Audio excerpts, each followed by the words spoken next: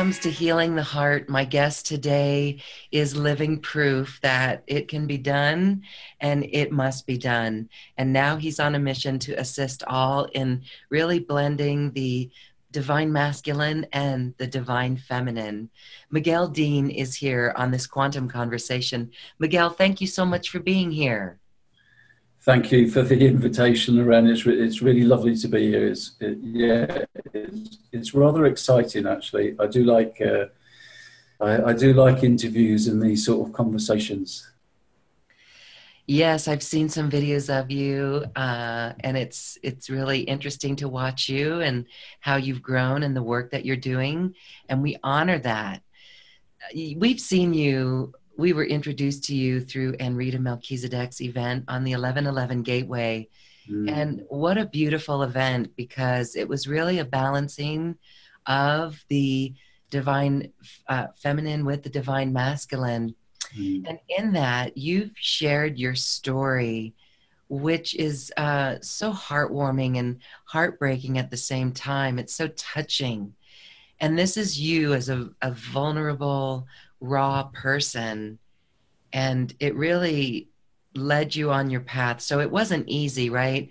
Here you started on what seemed a very difficult journey, and this is with the mother, and you've returned to the divine mother. So can you share your story with us? Yes, yeah, of course. I can share a little of my story. The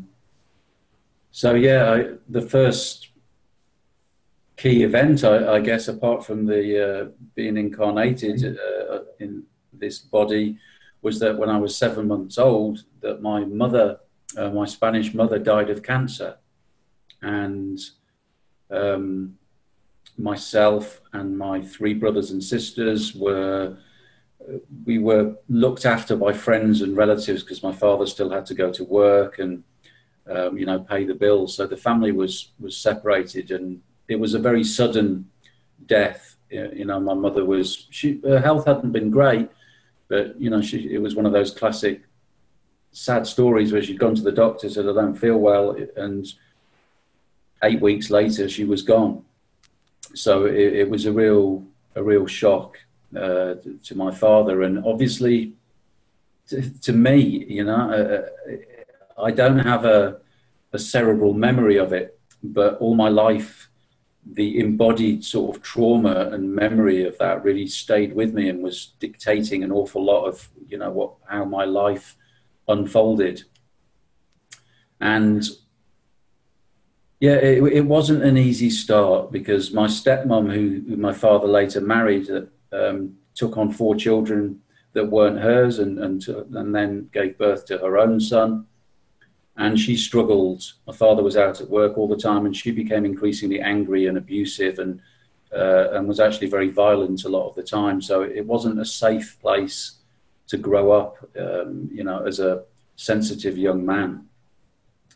And that led to very low self-esteem, feeling that I wasn't worthy of love, that I would never amount to anything. And of course, our inner feelings become reflected in the life that we choose.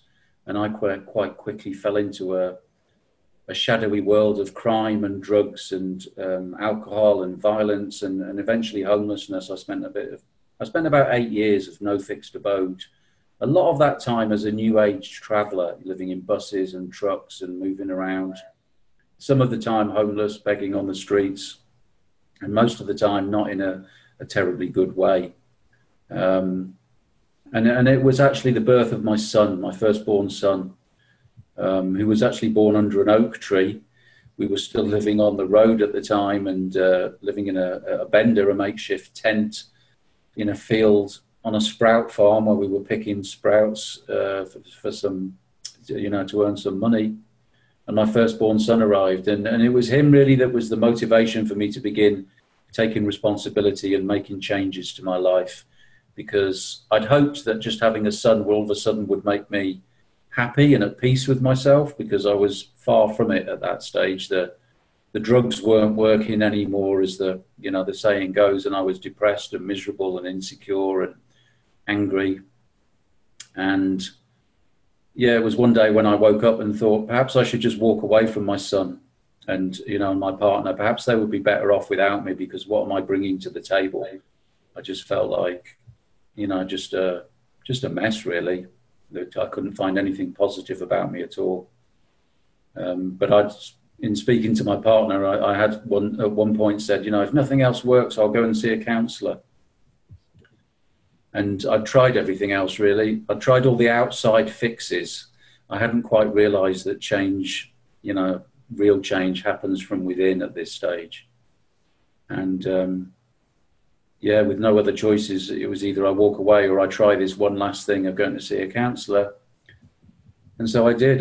You know, it's amazing, really, these little decisions that we make. I decided to, okay, face my fears and go and speak to somebody about what was going on.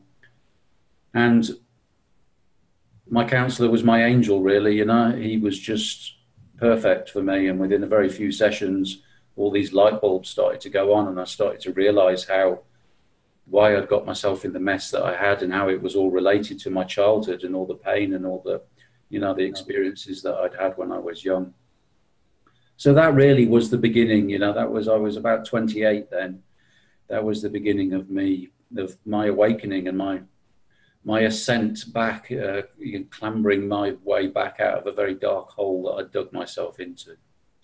That's the short version, Lorraine. Yeah. Yes, and your book, it's called Stepping Stones. It is so touching in the way that you write about this experience and the detail. It's really, it'll bring tears to one's eyes. And so that's beautiful that you're able to write about it and heal from it. So in hindsight, you realized, well, for one thing, I want to say congratulations that only a few sessions with a counselor led you to see some results, because that's true counseling, in my opinion. And that's what you help people do as well, really to get down to those core wounds and to the cause of it. And so let's talk a little bit more about that then. The core wound for you was something to do with the mother or a motherly love. Yeah, absolutely. Yeah. You know, what I see now when I look back, and it's like I can trace all the steps and see how everything was perfectly orchestrated for me to arrive at where I am now. But that initial wound at 7 months was, you know, if I describe it as, it was like I'd tasted the Divine Mother, I'd tasted love, I'd tasted the beauty of the little baby, you know, held in its mother's arms, that ultimate safety and love.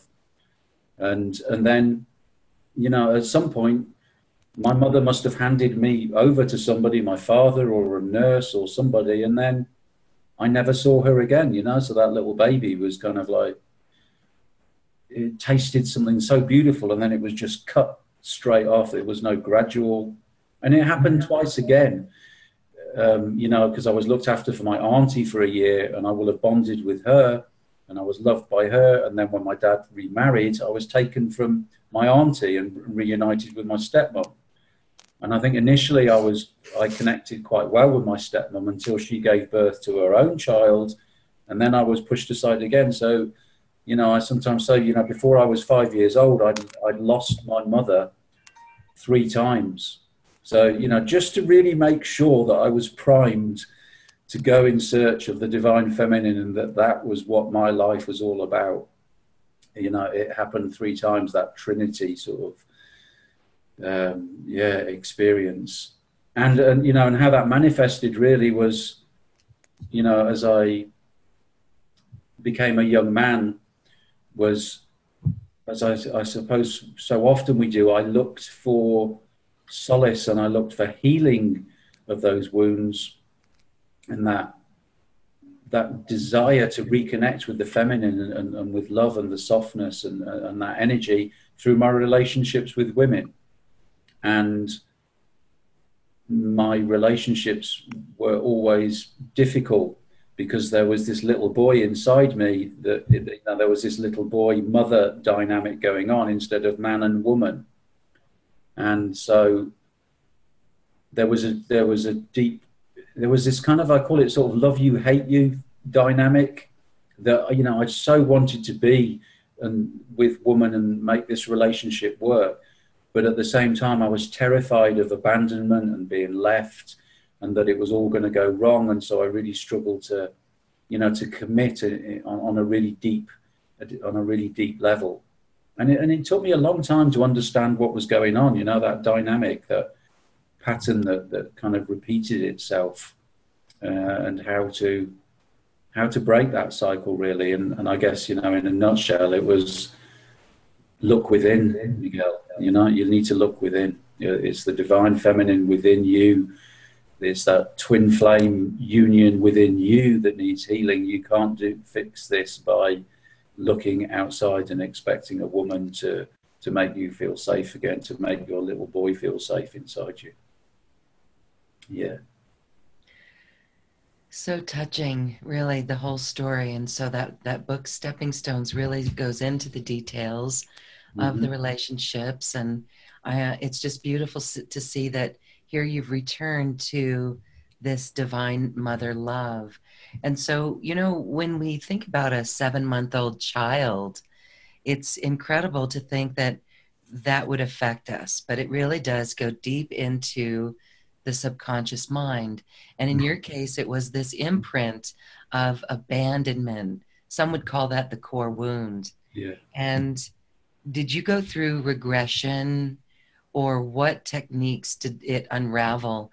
Did you just put it all together in hindsight and recognize feelings as they came up?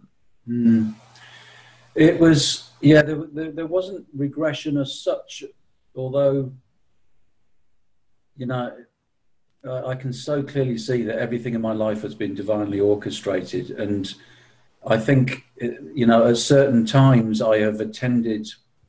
The first really big release that I remember was with the Mankind Project, the New Warrior training adventure that I did, a rites of passage into manhood. And I remember stepping into a circle of men and, you know, not knowing what was going to happen or what I was going to talk about, and I just fell into the arms of a man and just cried for half an hour, you know, just sobbed. And it was all this mother, you know, release, you know, that had come to the surface. It's almost like, it seems the pattern really is that when I feel safe enough, which is why in my own work, you know, safety is just, it's the number one detail, the number one factor. When I feel safe enough, whatever needs to be expressed just comes to the surface and is released, you know, and brought into the light to be transformed. So it happened there, and it's happened in, you know, a series of different places. And just a few years ago, which is actually the topic of my last book that I've just written, it was a twin flame relationship that purged the last of, you know, of that wound, and I was surprised actually how much of that pain and that trauma was still trapped inside me, you know, until only a few years ago. And yeah, this amazing, beautiful woman just gifted me with so much pain. You know, the way that the relationship was orchestrated was that she kept leaving me, she kept abandoning me, and it just opened and just did the trick beautifully, you know, for me to let go and to feel what had been unexpressed and still trapped, you know, in my psyche, in my body. Yeah, that's when you say, thanks for helping me clear that. Yeah. Thank you for so much pain. Thank you for the pain. Thank you for the pain. And so, all right, I've got another question here for that. But when you speak of twin flame, you know, some would say that it's all roses. But in this case, the twin flame is really that who really makes us grow. Mm-hmm. Yeah. It was, yeah, it just so perfectly orchestrated to, you know, to touch those most raw, tender places inside me. And I guess my commitment and my love of her was so great, you know, the timing was perfect, because when I met this woman, I said, right, my sword goes in the ground. I know there is more healing to do, but I'm not walking away from another relationship. I am not. I will face whatever I need to face. And I really, you know, I gave myself my word, and I pledged and said, no more running, no more escapism, no more hiding, no more getting stoned to numb the feelings or whatever. It's like, here I stand, and you bring it on, whatever happens this time. You know, I've had enough of running and hiding and relationships going wrong. You know, just bring it on, whatever is needed. And she did. And she did bring it on. And yeah, you know, I'm glad that I don't need to go through it again, but at the same time, I'm so grateful. I'm so grateful. And are you still with this twin, or you've gone separate ways? Okay. Yeah, yeah, Another, yeah, yeah. yeah, yeah. It wouldn't have. There is a deep love for her, and she will always, you know, I will always love her dearly. But it was, you know, it's an interesting story, because she was quite psychic, and she kept hearing these voices that were saying, "Bring him home." These voices kept coming. The first time she shared that with me, she didn't know what it meant. She just said, I was in meditation and I heard this really clearly, bring him home. And she said, I think it's something to do with you. And she told me, and I just burst into tears. It was crystal clear what the words meant to me. So it was almost that, you know, that her job was to bring me home, you know, and then it was time for us to go our separate ways. And, you know, obviously there was an exchange. There's always an exchange of healing and so on. But, you know, that's another story. That's another story. You'll have to wait for the book for that one, Lorraine. Ah, the love stories. Okay. Well, that's beautiful. Thank you so much for sharing it. All right. So, you know, here it's interesting that it's the safety that one needs to feel to really transform and release this. And so that's what you do as well when you work with your clients and your personal heart calling sessions, heart healing sessions, is that you create that sacred space for that transformation. And so, we do a lot of the work. We do a lot of the talk with the divine masculine and the divine feminine. And both of these aspects need this tremendous boost or amplification, as both have been distorted. Can you talk a little bit about that? Yeah. I mean, you're looking at the patterns. What seems to be is that what's primarily needed I'm a really experiential learner, Lorraine, and I kind of look at, you know, gather the feedback from what's happening around me. And for a long time, I used to say, I'm really good at making women cry. And it was, what I discovered was that they felt safe enough in my presence with me to open and release, you know, and to shed and to, for the pain to come to the surface and to be seen and to be set free in that kind of safe, loving space. So that was what I discovered, was that I guess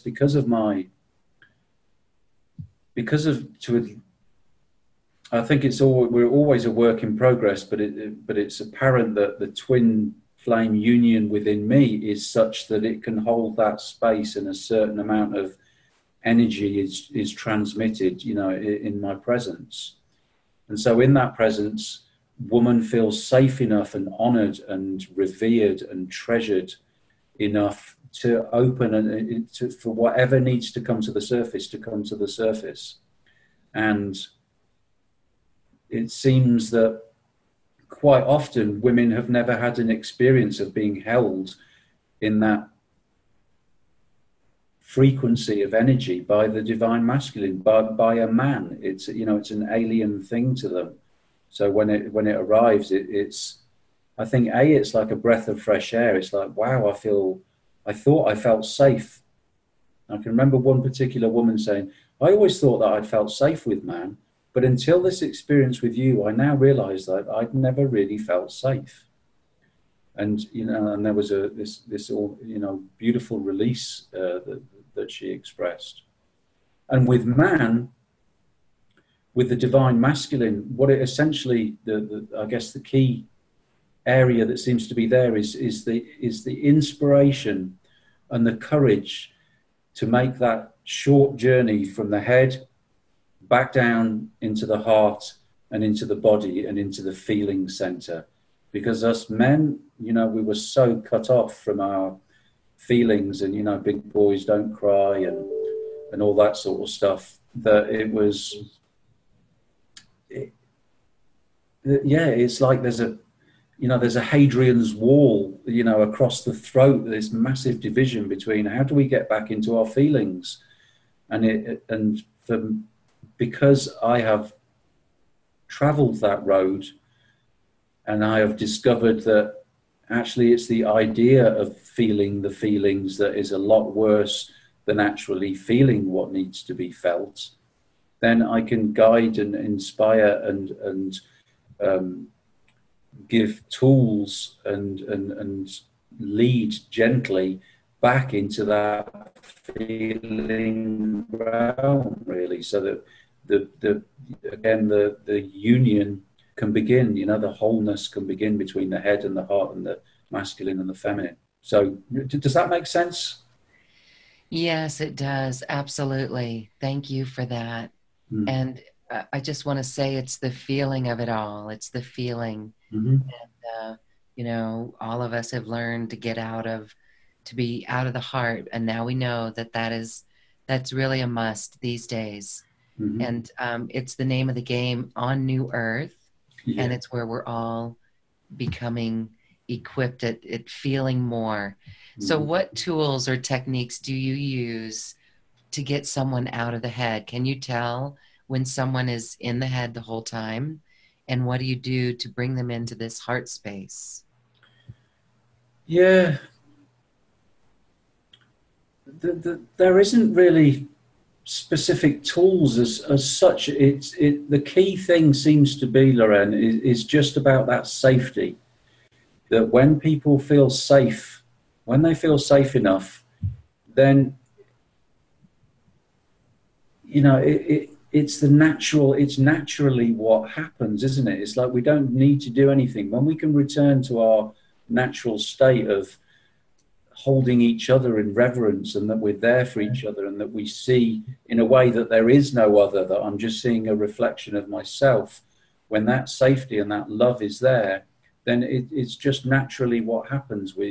Whatever needs to take place takes place. And it's almost, I guess for the most part, I get out of the way.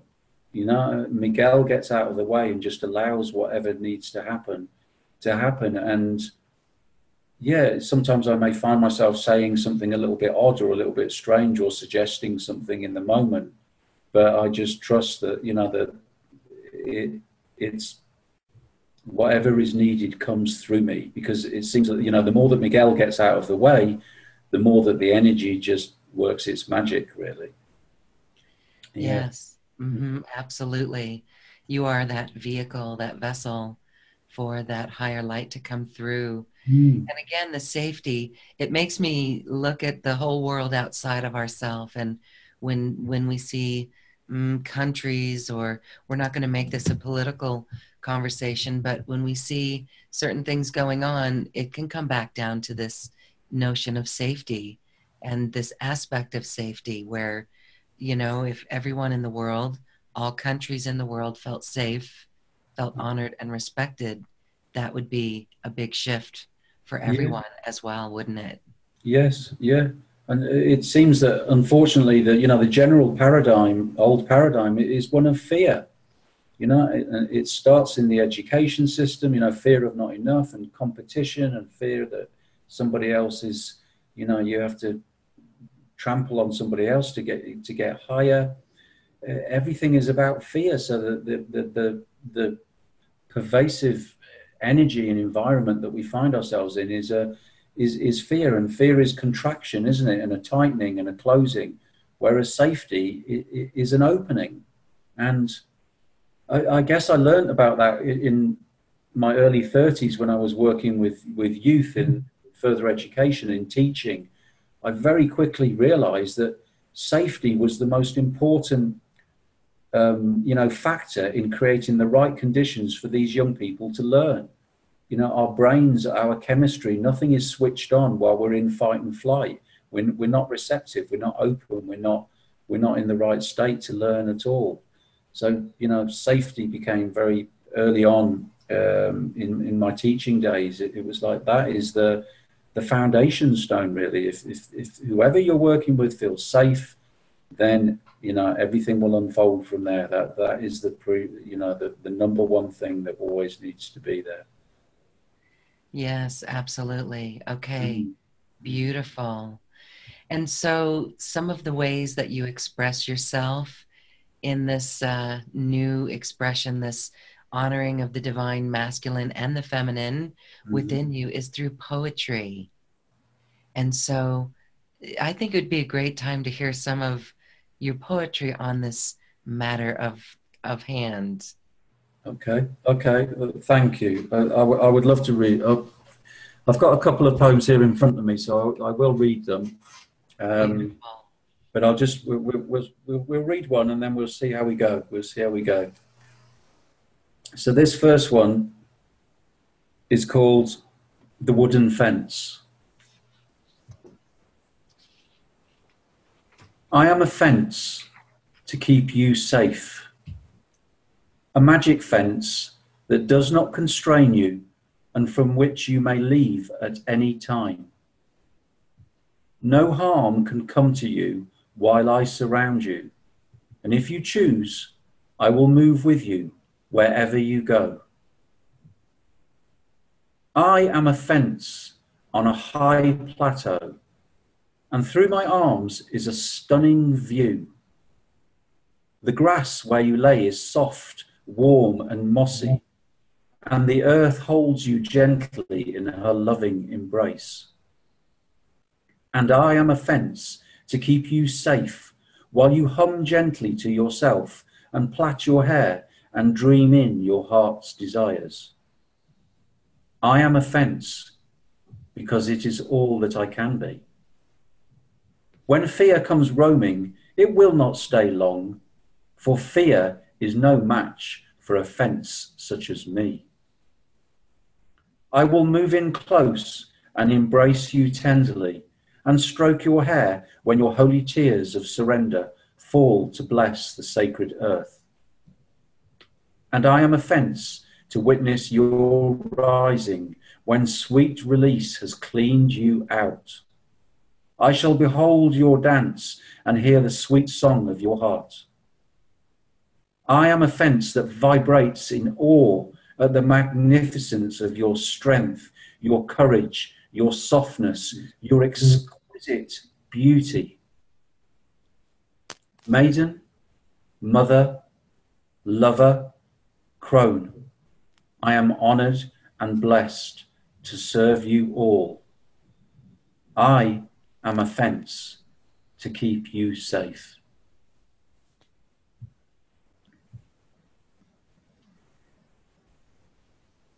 It's so perfect timing in our discussion as well. We had no prep there and we didn't pre-plan that.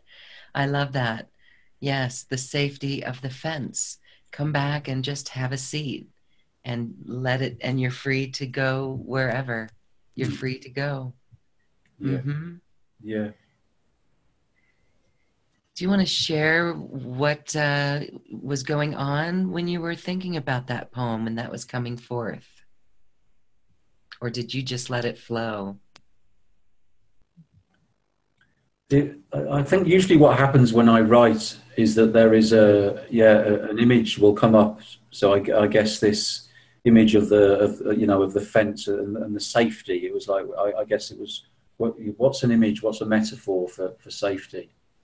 And so the first line arrives of I'm a fence when I'm working with women, working with men. That seems to be that's my primary role. That is what I am here to do. And then the words just kind of come, really. They usually come quite quickly and just fall out of me, really. So it was very much, as you connected with what we were talking about, the importance of safety and how when that woman said to me that, said, I've had good relationships. I've not got a problem with the masculine. And I thought I had always felt safe. But until now, I realized that I'd never felt safe, with man. And that just blew me away, really. It blew me away. And that realization that through the grace of the goddess, if you like, I'd arrived at this place where I could be that fence. And I just felt very grateful and humbled, to be able to do that. Yes, beautiful. And that's the work that you do with your clients. You're really providing that very safe space for the vulnerability to come out. Mm-hmm. And that's where the healing comes from, as you've witnessed and as you've helped facilitate. And, you're channeling as that comes forth. It's like, here you're getting this information and you're letting it unravel and it's pouring through you. Mm-hmm. And so that would be otherwise known as the channeling of that message. So beautiful, very beautiful.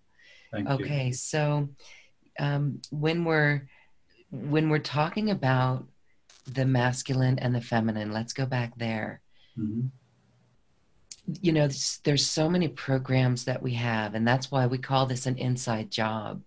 There's so many programs where we may not realize that maybe there's a dislike of authority from a distorted masculine view.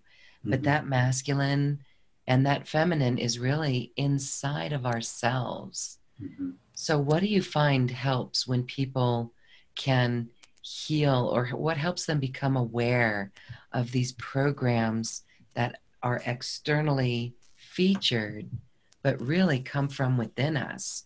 How do you drill down to the core of that with people?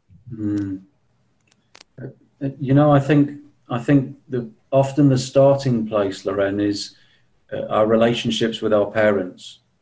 The mother wound, the father wound. Yeah. There's often so much juiciness there, and again, when I look back and see where I've arrived at, I know that a significant piece of work for me was the healing of my relationship with my stepmother and with my mother that had died, and with my father, who, to a large extent, he had invited a woman into the home that beat his children, that terrorized his children. He was supposed to be the protector. He was supposed to be the fence, but he didn't do his job. So there was a lot of healing for me to do around the relationship with my father, and we now have a very good relationship. But there was a year and a half where I had to say, Dad, I'm not going to be in touch. Everything was really coming to the surface for me, and he was triggering me, and it was like, and I knew it was an inside job. I needed some severe healing work and to do some real work around the relationship with my father, and the same with my stepmother, to forgive her and to forgive him. Forgiveness is a really key word, actually, and how it works for me is that we forgive until we realize that there's nothing to forgive and there's only actually gratitude, because the conditions, the situation that were created by the dynamic of my stepmother and my father not being there and so on was exactly what I needed in order to train me, in order to mold me into the man that I am today, to do the work that I am doing today, which I feel is, we're on the cusp. We're at the beginning, in the middle of something absolutely incredible and beautiful and magnificent that's going on this earth. And I feel as if, those first 50 years that was my rites of passage. That was my training, and my mother and my father were just playing parts in what was needed. So, the mother-father wound, a really big place to, and I'm not sure that you can really facilitate, the union of the twin flame of the divine masculine and feminine within one, until there is a certain degree of closure and healing around, you know, the relationship with your father and your mother. I say that that's a really big bit. And then obviously on top of that, it's quite quickly, we can see patterns in relationships, and, you know, and who is it that we attract into our lives? What sort of partners do we attract in? You know, or what's the lesson? What are the recurring themes? What are the, and quite quickly with a little bit of detective work, you can see that, you know, you can see, oh, you know, what's going on here. And that when we shift inside, then the people that we attract changes, and, you know, and all the whole dynamic changes on the outside, because we don't need to learn those lessons anymore because the job's done. Yes, hallelujah, for lessons well learned. Not so easy along the way, but our individual lessons. And I know, you know, from people who've called into this show and asked many questions, that some of the wounds are so hardcore and so deep. And, you know, some would just question how they could ever choose a life of this. How could they choose a family that would abuse children and such like this? These are some of the deep, painful stories that we hear, but that's what your work does. It gets to the bottom of this. It helps heal it. And so for those, I mean, I'm thinking of a few who we've heard their stories and it's painful. But this is exactly what you do. You help facilitate this healing with the mother and the father in this lifetime. Yeah, it's beautiful work. It's beautiful work, and, you know, that it does take courage. It takes a lot of courage, but you know, I guess what, you know, as it happened to me, I just had enough of running, and I had enough. I knew the program that was running and that was creating pain, and it was like, no, I'm not running anymore, and I need to stand and face this. And actually, I had a kind of, it was sort of like an 8-day trauma release experience that happened, that just happened spontaneously, you know, with my twin flame. Well, not with her, because she left me at that point. But I just went into this regression. And, you know, they talk about sort of like, the king returning to his throne and the queen returning to her throne.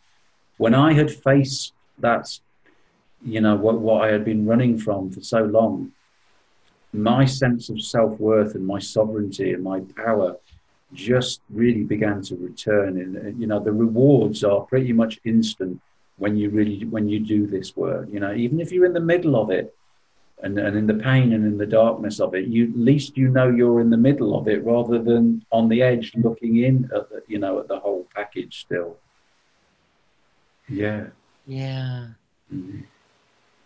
The facing it totally. And I love that you were able to make amends or do the forgiveness with your father as he's still alive, while he was still alive. Is he still here on the planet?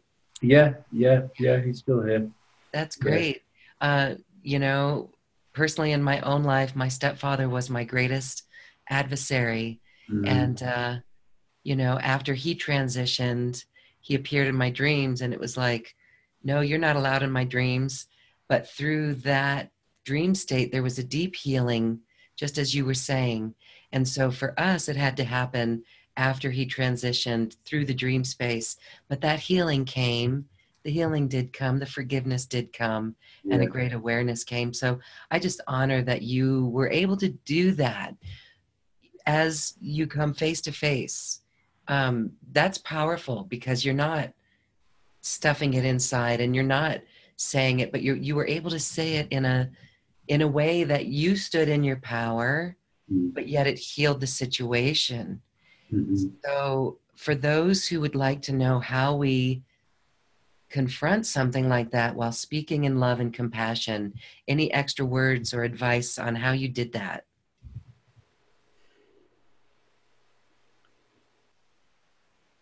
I think the first thing that comes to mind, really, and I suppose I did most of mine by myself.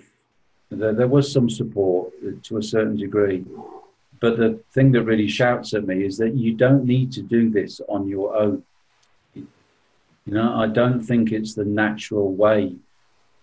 Not that I think it's the natural way for us to have these traumas and wounds and this, you know, to begin with. But it's, you don't have to face this stuff alone, and it's when we're on our own in it that the pain and so on can become magnified. When we have somebody there, you know, to check in with, and you can never really fully feel somebody's pain. When you're in the pain, you kind of feel alone. There is a degree of aloneness because you know that nobody can really feel what you're feeling. But that just to have somebody there that cares, and somebody that is checking in on you, and there's somebody that will listen and empathize and hold space for you. You know, I think that is that's one of the greatest gifts, really, and the greatest tool that can just ease that whole painful journey. And you don't need to do it all at once. You know, I'm a firm believer in it comes. You know, in my story, it was released as I was ready, and the conditions were right for me to be able to, you know, to release and to heal. Because I mean, for instance, when I had that 8-day trauma release, I still had to go to work. You know, but it was still going on, but it just happened that there was a lull, and there wasn't a great deal going on at that time. It's like life will make it as gentle and as easy as possible for you when you step forward and you say, I'm ready, I will do this, whatever it takes. Then, you know, the ideal conditions will be created. Yes. It's amazing how that works, right? When we are ready, the teacher is there. All right. So thank you for helping people release trauma like this, or any issue, any distortion that they may have experienced. And it really comes back to the forgiveness, and then being in that very safe space for them. So we have a way for our community to access you. For those who are interested in working with you, they can do that in your special offer, which includes a couple of things. Your book, Stepping Stones, which is, again, so touching. And someday, wouldn't that be amazing? Somehow I see that in a movie, somewhere, somehow, in a New Earth movie of healing and yay, overcoming adversity and picking ourselves up from the bootstraps. But you also have a session. It's a 30-minute session. So tell us about that. Yeah, I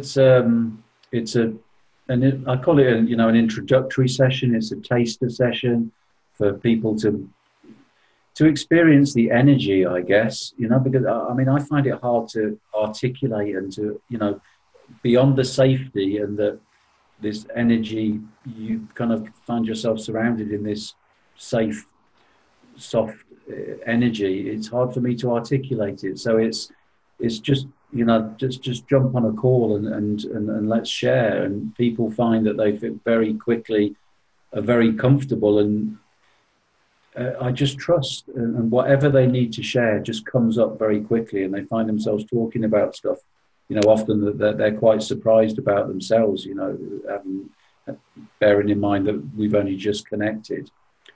It is a simple, on the surface, it's a simple conversation. It's me holding space and maybe asking a few questions, and maybe sharing a little bit. I don't do the kind of I'm the therapist and you're the client. We are two human beings meeting in a safe space together, and you know, I am you and you are me, and there is no better or worse or higher or lower. We are two human beings doing our best to, you know, to find our way through this beautiful, crazy human experience that we've been gifted. So that's essentially it. You know, it's a half an hour just to meet, just to see how it feels, and then if it feels right, then we go deeper. Then, you know, then we can schedule some longer sessions, and let's do the work. Well, that's beautiful. Thank you for that. That's in your special offer. We're also going to include the online healing retreat, the 1111 Gateway, that we did with Anrita Melchizedek. Great. That's a nice addition. And then you've also got yourself in your beautiful voice reading more of your poems. Hmm. Yes, yes. I think it's 23 minutes in all. Eight of my poems, which I call poems from the heart of the sacred masculine, which are, I guess as you mentioned, Lorraine, there's it's an energy transmission. It's a kind of channeled experience, and yeah, I get lots of really interesting feedback of usually women that say, that tell me about really unusual things that have happened and how they've opened and how beautiful things arise from hearing the words. Yeah. Yes. Even though it's the word masculine, we still have the masculine aspect within ourselves, right? As we discussed. And so that could be distorted as well. We could be overly driven. So balancing that within ourselves is what we're talking about here, that sacred divine masculine. And I just Yeah. find it so interesting that the majority of your clients are women in Mm. this divine masculine and feminine arena. So Yeah. it's really interesting, and it's the inner work. So for Mm. those who are interested, that special offer is available from Miguel Dean. Thank you so much for that. Yes. Okay. Well, I would love to see if you've got another poem that you could share with us. I do. I certainly do. This one's a little longer, if that's okay. We're okay for time, yeah? Yes. And how do I put this? It's a little more infused, if you like, with the lover archetype. Okay. Okay. So this one's called "If You Come to My Door." If you come to my door, then please leave your mind by the path on the garden gate. It's not that there is a problem with your mind. You have a beautiful mind. It's just that it gets a little lost and scared at times. Do not leave it by my door, because it will bounce and jump so that it can peek through the windows. Hang it gently, tenderly on the gatepost, as if it were your favourite bag with a box of eggs inside. If you come to my door, then take my outstretched hand, for you are most welcome into this sacred space. Let me take your coat and shoes and take a seat while I prepare you something warm and soothing, thick. Show me with your eyes when you are ready to be held, and I will wrap my strong arms around you so that you will know that you are safe and cherished.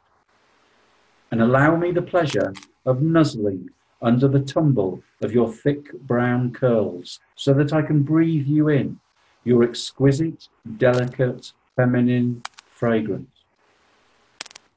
If you come to my door, please allow me to prepare some food for us while you lay looking so beautifully on the sofa and rest your sleepy body. When our bellies are full, let's watch our spirits swirl and blend with the gentle, warm music and soft, cozy candlelight. If you come to my door, then perhaps my body will dance and move for you, as it has never done before, and I will lay back when I am spent and watch your curves ebb and flow to the rhythm of your life's passion for itself. If you come to my door, then perhaps you will also come to my bed. Perhaps I will lay my hands on you where they are moved to be, or I will breathe into you the sacred lover's breath and allow the magic to pulsate, to move and tremble your open physical form. And the releasing, the transforming will be done with tears and laughter, while a deep reverence and gratitude for this human experience shall join us and watch in awe. Then we shall lay together, and I will caress your face, allowing the memories and old fears to surface gently, like rainbow bubbles whose time has come to burst. Please come to my door, for your love blesses me as it undoes and dissolves that which was never really me. Your outstretched hand as I go to leave the bed, say so sweetly and tenderly, don't go, my love, stay a while longer. I want you. Your wanting melts my heart, and tears for all the unloved and unwanted parts of myself rise up. And when we are done with our healing, our feeling, our letting go, then we will slip into a hot bath together to wash each other and feel the wet contours of these miraculous human lives. Frankincense and lavender oil to anoint these sacred bodies that know and feel so much. If you come to my door, then know that I will miss you when you leave, even though we both know that love can never really leave itself. If you come to my door.